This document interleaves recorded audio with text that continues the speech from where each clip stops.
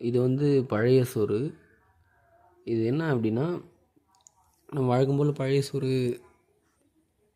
தண்ணியோடு தானே இருக்கும். இது சாப்பாடு மாதிரி இருக்கேன்னு பார்க்குறீங்களா? இந்த பழைய சோறு நான் என்ன பண்ணேன் அப்படின்னா, சுடு தண்ணி அந்த அந்த ஏற்கனவே இந்த பழைய தண்ணியை கீழே ஊற்றிட்டு கொஞ்சம் சுடு தண்ணி இதில் போட்டு வடிச்சிட்டேன். அதனால் இது சாப்பாடு மாதிரி இருக்குது. ஏன்னா என்னுடைய உடல்நிலை வந்து இன்றைக்கி அந்த கோல்டான விஷயத்தை எடுத்துக்க வேணான்னு நினச்சதால போதுமான ஒரு கப்பு சாதம் இருக்குது, அதுக்கு போதுமான ஒரு 1/4 டீஸ்பூன் உப்பு போட்டு இதை அப்படியே கலந்து சாப்பிட போகிறோம்.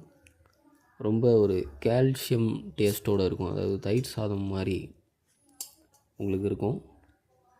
உங்களுக்கு பொருந்தக்கூடிய விதத்தில் தான் ஒவ்வொரு உணவையும் எடுத்துக்கணும்.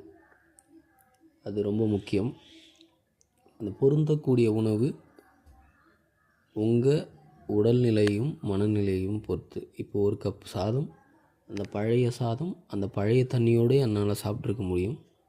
ஆனால் இன்றைக்கி எனக்கு கோல்டு கொஞ்சம் இருக்கிறதால தலையில் ஈரம் இருக்கிறதா நான் உணர்ந்ததால் இந்த சாப்பாடை சுடு தண்ணி ஊற்றி வடித்து சாப்பிட்ருக்கேன். இதுதான் என்னுடைய காலை உணவு. நன்றி. தொடர்ந்து நாம் பேசுவோம். சப்ஸ்கிரைப் பண்ணாதவங்க சப்ஸ்கிரைப் பண்ணுங்க. 2 விஷயம் உங்களுக்கு தெளிவாக புரியணும். உங்களுடைய வாழ்க்கையில் உடல்நிலையோட ஆரோக்கியத்தையும் உங்களுடைய மனநிலையோட அமைதியையும் யாராலையும் இந்த உலகத்தில் தர முடியாது. அதை நீங்கள் தான் ஏற்படுத்திக்கணும். நன்றி, வணக்கம்.